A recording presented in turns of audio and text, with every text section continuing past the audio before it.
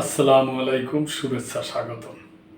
প্রিয় দর্শক, এই সংবাদটা ইরানকে নিয়ে একটি সংবাদ, যে ইরানের পার্লামেন্টে একটা আইন পাশ হয়েছে ব্যাপকভাবে, যে গুপ্তচর ভিত্তির শাস্তি যে কত কঠোর হবে এই ব্যাপারে ইরানের পার্লামেন্টে একটা আইন পাশ করছে। আপনারা জানেন যে বিভিন্ন গুপ্তচর ভিত্তির মাধ্যমে ইরানের অনেক গুরুত্বপূর্ণ নেতা, বিভিন্ন বাহিনীর অনেক নেতা নিহত হয়েছে।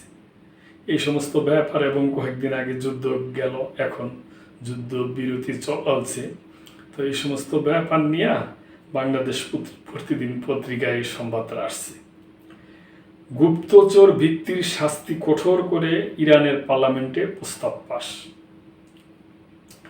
গুপ্তচর ভিত্তি এবং ইসরায়েল ও যুক্তরাষ্ট্র সহ বিদেশি শত্রু রাষ্ট্রকে সহযোগিতার শাস্তি বাড়ানোর জন্য একটি বিলের সংশোধনী অনুমোদন করেছে ইরানের পার্লামেন্ট।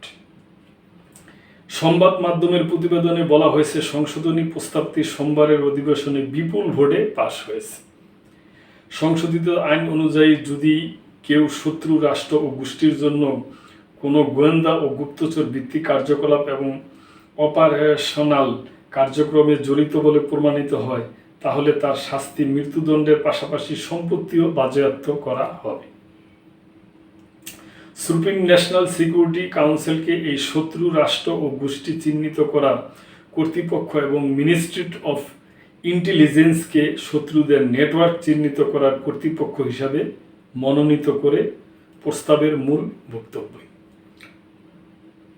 সুপ্রিম জাতীয় নিরাপত্তা পরিষদের যুক্তরাষ্ট্র এবং ইসরায়েলের, যারা ইতিমধ্যে শত্রু রাষ্ট্র হিসেবে বিবেচিত, বাদে অন্যান্য শত্রু রাষ্ট্র ও গোষ্ঠীগুলোকে মনোনীত করার ক্ষমতা রয়েছে।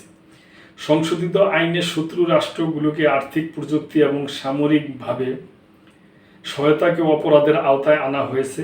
রাষ্ট্রবিরোধী কার্যকলাপের লক্ষ্যে স্টারলিংকের মতো অবৈধ যোগাযোগ ডিভাইস ব্যবহারও দণ্ডনীয়।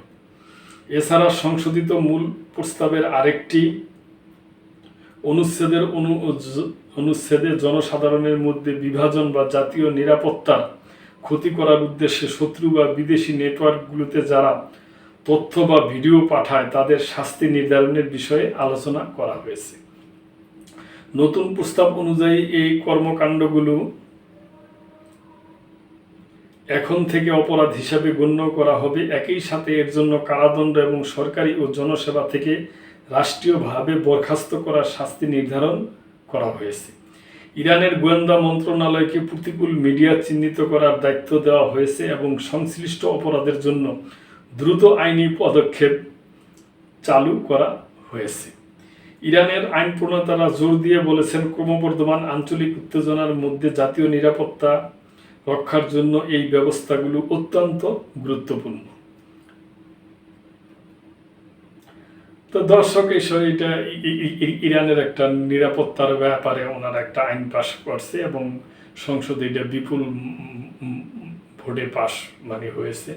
কয়েকদিন আগে ওনাদের যুদ্ধ গেল, এখন তো যুদ্ধ নাই। এখন ওনারা যুদ্ধে কি ক্ষয়ক্ষতি এবং কোন দিক দিয়ে ওনাদের দুর্বলতা ছিল, এগুলো ওনারা ঠিকভাবে চিহ্নিত করে ওই ধরনের কার্যক্রম করার জন্য, ওই ধরনের সুবন্দোবস্ত নেওয়ার জন্য ওনারা বিভিন্ন ধরনের পদক্ষেপ নিতেছে।